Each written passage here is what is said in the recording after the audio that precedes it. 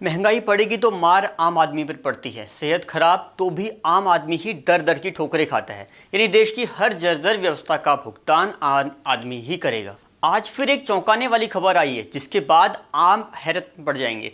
Kidney racket का गिरोह आपके देश में राजधानी दिल्ली में पूरी तरह से एक्टिव है। ये कोई छोटी मोटी साजिश नहीं बल्कि इसके तार दूसरे देशों तक जुड़े हुए हैं। आरोपियों का नाम दिल्ली नोएडा के जाने माने अस्पतालों से जुड़ा है। एक 50 वर्षीय सर्जन जिस पर आरोप है कि 20-25 बांग्लादेशी पेशेंट का किडनी ट्रांसप्लांट करने का, और जिस हॉस्पिटल में ये किडनी ट्रांसप्लांट हुआ उसका नाम है अपोलो यथार्थ हॉस्पिटल, जो कि नोएडा बेस्ड है। मामले में पुलिस ने अब तक 10 आरोपियों की गिरफ्तारी की है, जिसमें नामी सर्जन को भी गिरफ्तार किया गया है, जो अब जमानत पर बाहर भी है। पुलिस ने मामले की गंभीरता को देखते हुए नोएडा के अपोलो और यथार्थ अस्पताल साल 2018 से 2024 तक के किडनी ट्रांसप्लांट की जानकारी मांगी है। इन अस्पतालों में बांग्लादेशी रोगियों पर किए गए 125-130 किडनी ट्रांसप्लांट की डिटेल पुलिस ने जल्दी देने को कहा है। जिन 10 लोगों को पुलिस ने गिरफ्तार किया उनमें 2 बांग्लादेशी नागरिक भी शामिल हैं और एक भारत के मेडिकल टूरिज्म में काम करने वाला ट्रांसलेटर भी शामिल है। मिनिस्ट्री ऑफ हेल्थ ने अप्रैल महीने में ही एक चेतावनी भी जारी की थी। 17 जून को मामले में शिकायत हुई। दिल्ली पुलिस ने मामले में चार्जशीट दायर की और हाईकोर्ट से 23 अगस्त को सर्जन राजकुमारी को जमानत भी मिल गई। सर्जन राजकुमारी अपोलो हॉस्पिटल से जुड़ी हुई थी।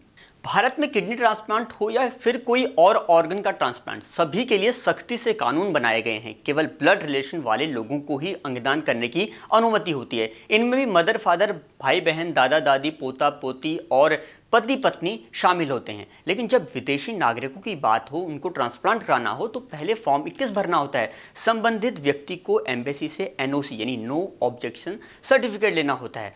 दिल्ली ढाका रैकेट के इस मामले के सामने आते ही पता चला कि फॉर्म 21 को बहुत ही होशियारी से भरा गया। नकली फैमिली बैकग्राउंड्स बनाए गए, किडनी डोनर और रिसीवर के बीच संबंध दिखाए गए। ये भारत में पहली बार है जब फॉर्म 21 का बुरी तरह दुरुपयोग किया गया। डॉक्टर राजकुमारी, जिन पर इस रैकेट में शामिल होने का आरोप है, इन्होंने 1 जनवरी 2018 से 31 मार्च 2023 के बीच नोएडा के अपोलो अस्पताल में बांग्लादेशी रोगियों को मिलाकर कुल 66 किडनी ट्रांसप्लांट किए हैं। डॉक्टर राजकुमारी ने ही 7 अगस्त 2022 से 13 मई 2024 के बीच नोएडा के यथार्थ हॉस्पिटल में विदेशियों पर 78 ऐसे ऑपरेशन किए जिनमें 61 बांग्लादेशी मरीज शामिल थे। एक नज़र दोनों अस्पताल से निकले डेटा पर डालते हैं, जो बहुत कुछ संकेत कर रहा है। 1 अप्रैल 2019 से 31 मई 2024 के बीच 90 फॉर्म 21 वेरिफिकेशन हुए। दावे किए गए कि ज़्यादातर डोनर दूर के रिश्तेदार हैं। 50% मामलों में डोनर रिसीवर की बहन का बेटा है। 12% मामले ऐसे मिले जिनमें पत्नी का भाई है। 9% मामलों में माँ की बहन का बेटा। 6% मामले में पति की बहन का बेटा।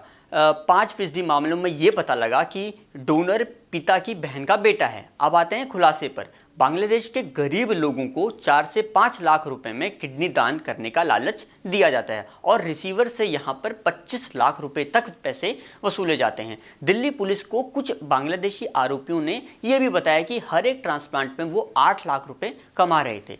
गिरफ्तार लोगों के पास से एक प्लास्टिक बॉक्स, विभिन्न अधिकारियों की 20 मोहरें, डिजिटल हस्ताक्षर, बैंक खाते की जानकारियां, पुलिस वेरिफिकेशन रिपोर्ट, ID की कॉपी, डायग्नोस्टिक एंड लेबोरेटरी की रिपोर्ट्स और 991 वर्ड फाइल और एक पेन ड्राइव जब्त की गई है। पुलिस के अनुसार इन सभी का इस्तेमाल नकली फैमिली बैकग्राउंड बनाने में तैयार होता था। रसेल ने पूछताछ के दौरान दावा किया कि बांग्लादेश हाई कमीशन के एक अधिकारी ने मरीजों की फाइलों को तेजी से निपटाने के लिए हर एक मामले के लिए 20,000 रुपये की रिश्वत भी ली थी। इतने बड़े हेल्थ सिस्टम में किस तरह से लूप होल ढूंढ लिए गए, ये तो देश की राजधानी में हो रहा था।